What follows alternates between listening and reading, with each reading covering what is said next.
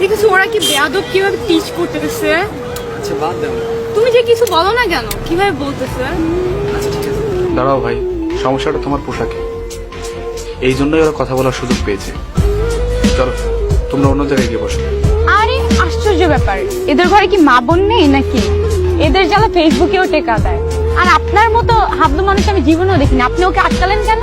এর স্মার্টনেস এর কিছুই বোঝে না। কোন স্মার্টনেসের কথা বলছো তুমি? সেলিব্রিটির মতো সুদর্শন মেয়েটি ফেসবুকে নিজের শরীর দেখে মার্কেটিং করে হাজারো ফলোয়ার জোগাড় করা, নাকি একটা ছেলের সাথে ব্রেকআপ হলে বস্তির থেকেও নিচু হয়ে অকথ্য ভাষায় গালি গালাজ করা, নাকি মেকআপে নিজেকে মুড়ে রাস্তায় শোডাউন করা? ইসলামে খবরদার, কোনোভাবে ইসলামের দোহাই দিও না। কোনো কিছুর পেছনে ফট করে ইসলাম নিয়ে আসো কেন? তুমি কোন অ্যাঙ্গেল থেকে ইসলামের শরিয়ত মোতাবেক আছো? সকালে ফজরের নামাজ পড়েছো? হাহ, সব ঢাকাকে ছেলেদের পড়ে গেল নাকি? তোমাদেরও পরিবর্তন হওয়া দরকার। এই দেখুন, আমরা একটু স্মার্ট হলে আপনাদের মতো ছেলেরা সহ্য করতে পারে না। হ্যাঁ, হয়তো তুমি রান্না করতে পারো না, এটা তোমার স্মার্টনেস। তুমি নিজের কাপড় নিজে পরিষ্কার করতে পারো না, এটা তোমার স্মার্টনেস। তুমি অশ্লীল ভাবে ফেসবুক লাইভে এসে ন্যাকামি করাটা স্মার্টনেস। হ্যাঁ, তার মানে আপনি কি বলতে চান আমরা পড়াশোনা করছি রান্না বান্নার কাপড় কাচার জন্য? না, তুমি পড়াশোনা করছো যাতে ভালো ক্রিকেটার, সিনেমার হিরো বা ব্যাংকার ছেলের নজর তোমার উপর পড়ে, আর পরে সেই ছেলের সাথে স্বেচ্ছায় রাত কাটিয়ে 2-3টা বাচ্চা অবসান করে তারপর যখন এই ছেলে তোমাকে বিয়ে না করবে, বিয়ে করতে অস্বীকার করবে, তখন প্রেসের সামনে নির্লজ্জের মতো ইংরেজিতে কথা বলার জন্যই তোমার শিক্ষা। দেখুন, এবার কিন্তু আপনি আপনার লিমিট ক্রস করছেন।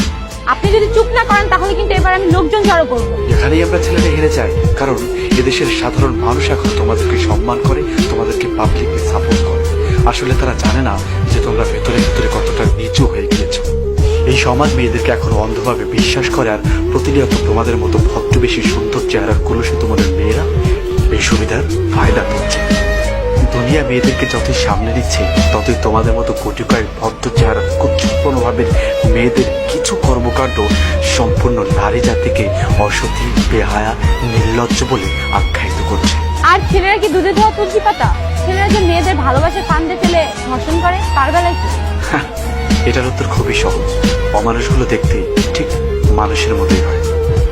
এখনকার মেয়েরা তো মনকে সাজায় না, সাজায় দেহকে। যেসব ছেলেরা প্রেম করে তারা দেহ দেখেই করে, তোমার এই স্মার্টনেস দেখেই করে। একটা আনস্মার্ট মেয়ের কিন্তু কখনোই এসব ফেস করতে হয় না। আচ্ছা বলো তো, যখন কোনো মেয়ের পর্ন ভিডিও বের হয়, সেখানে কি মেয়েটাকে জোরপূর্বক ধর্ষণ করা দেখা যায়, নাকি সে তার সর্বস্ব নিজ হাতে ছেলেটার হাতে তুলে দেয়?